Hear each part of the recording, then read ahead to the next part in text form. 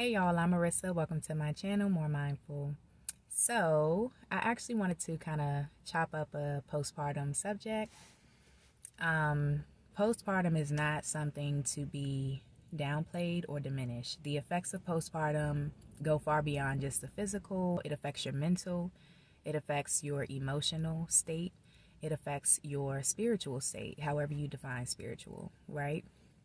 And so I think we really need to continue to push this just understanding of postpartum and what it is that a woman is going through when she's going through the postpartum transition.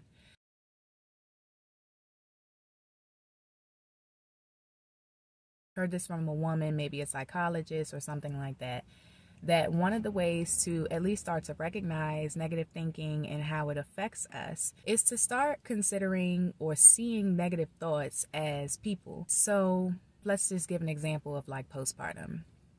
A thought. I am not as fun as I used to be before I became a mama. That's just like a very typical postpartum thought process. That I'm not as fun as I used to be. I don't go out anymore. I don't do anything. I just sit in the house. I'm not as free-spirited as I used to be. I don't have my own life. You know, these are the kinds of things that go through our mind. So instead of thinking about your negative thought just being a part of your brain, think of it as a person. Think about you sitting on a bed and you just got this person constantly whispering to you, you're not as fun as you used to be before you became a mama. Can you imagine that you might feel offended? You might whoop that person's ass. You might kick them out your bed. Like, hello, what? That's not true. That's not true. And even if a part of you feels like it's true, who are you to keep telling me that that's the case? You know? How am I supposed to grow and progress as a person if you keep sitting here feeding me this negative shit? Think of your negative thoughts as a person. How would you feel? What would you do to get rid of that negative thought or that negative person? What would you do? When I was beginning and stepping out here, I was like, oh my God, I just had a baby, you know what I'm saying? And I'm just super uncomfortable being out in public. I'm just feeling really out of my element. And because I had never really changed diapers, I had never handled babies in terms of holding them, feeding them, just caring and nourishing a child. I never, I had no experience. Like I didn't have, siblings that I was responsible for. I didn't have a lot of babies around. It didn't happen like that for me. So I had a lot of thoughts of me just not getting this shit, and then of course my significant other was like catching on, but I think he was just, doing it as best as he could as a father because he saw that I was really struggling. I was super timid, super fragile. Like I literally just didn't, I couldn't, I was so afraid of breaking my baby and doing something wrong.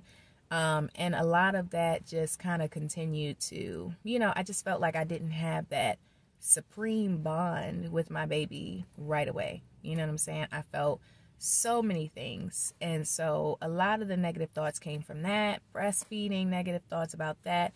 My son being in a hospital, am I producing enough milk for him to really nourish his body? I feel like I'm doing good, but am I really doing good?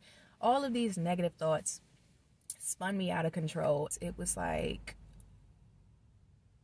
all this time you thought you were doing well because you were following your intuition. And what if it was wrong? What if it wasn't so much intuition, it was just rebellion? What if it was just you being rebellious and doing what you want to do because you think this is the right way and this is what you saw or had the foresight of seeing you do for your baby, and so you want to carry that out to the end no matter how detrimental it may be to your child? That's the type of shit I was going through. So I really had to do a lot of work emotionally and spiritually.